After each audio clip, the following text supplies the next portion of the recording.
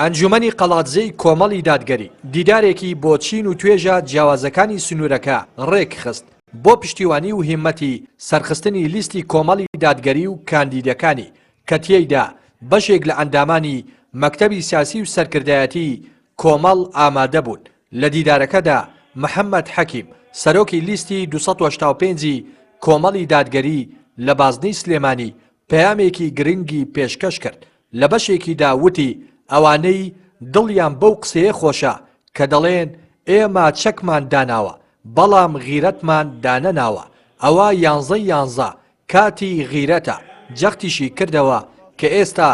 غیرەت ئەوەیە دەنگ بە لیستی کۆمەڵی دادگەری و کاندیدەکانی بدەن. هەر کەسێ ئەو قسەی منی بەدڵە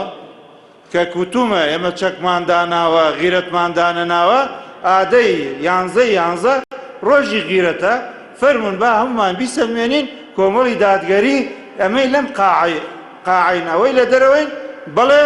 غیرەتی ئیسلامیمان هەیە نایەڵین پەرچەمی لا إله إلا الله محەممەد ڕەسوڵ الله بکەوێ و نەوی بێ فەرمون وعد بدەن پەیمان بدەن لەگەڵمانە ئیسلام سەر بخەین کۆمەڵی دادگەری سەر بخەین بە ئەڵڵا کۆمەڵ لاواز بێ ئیسلام لە کوردستان لاوازە بێ وەڵڵاهی ناحەزەکانمان دەرفەتێنن لە لاوازی ئێمەیە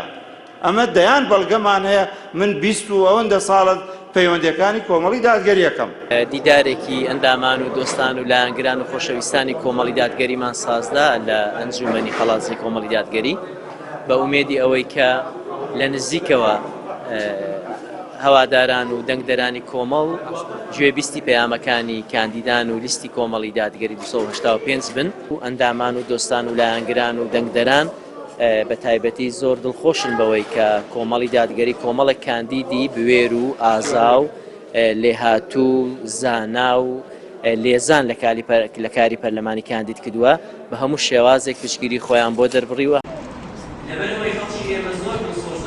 ژمارەیەکی زۆر لە چین و توێژە جیاوازەکان ئامادەی دیدارەکە بوون. هەمووان پاڵپشتی و پشتیوانی خۆیان بۆ لیستی کۆمەڵی دادگەری و کاندیدەکانی دووپات کردەوە و جەختیان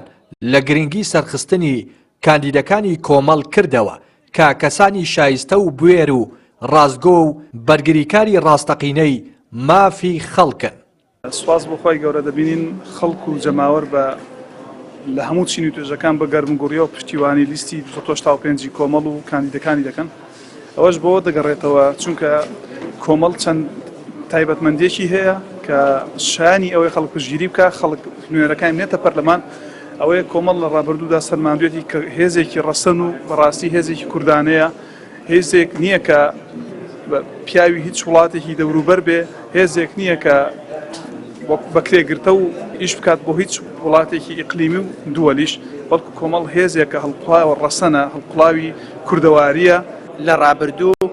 بەڕاستی کاندیدانی کۆمەڵ و پەرلەمانتاران چ لە ئەنجومەنی نوێنەرانی عێراق چ لە ئەنجومەنی نوێنەرانی کوردستان سەلماندویانەوە و ڕابردویان بە بەڵگەوە سەلمێنەری دڵسۆزی و ڕازگۆیی و سەرڕاستی و بێریان بووە بۆ دیفاع لە مافی هاوڵاتیان بەگشتی. لەگەڵ نزیکبوونەوەی وادەی هەڵبژاردن گەرم و گوڕی پشتیوانی بۆ لیستی کۆمەڵی دادگەری و کاندیدەکانی لە دەڤەری ڕاپەڕین زیاتر دەبێت. هەمووان شاهێدی ئەوە دەدەن کە لە ڕابردوودا کۆمەڵ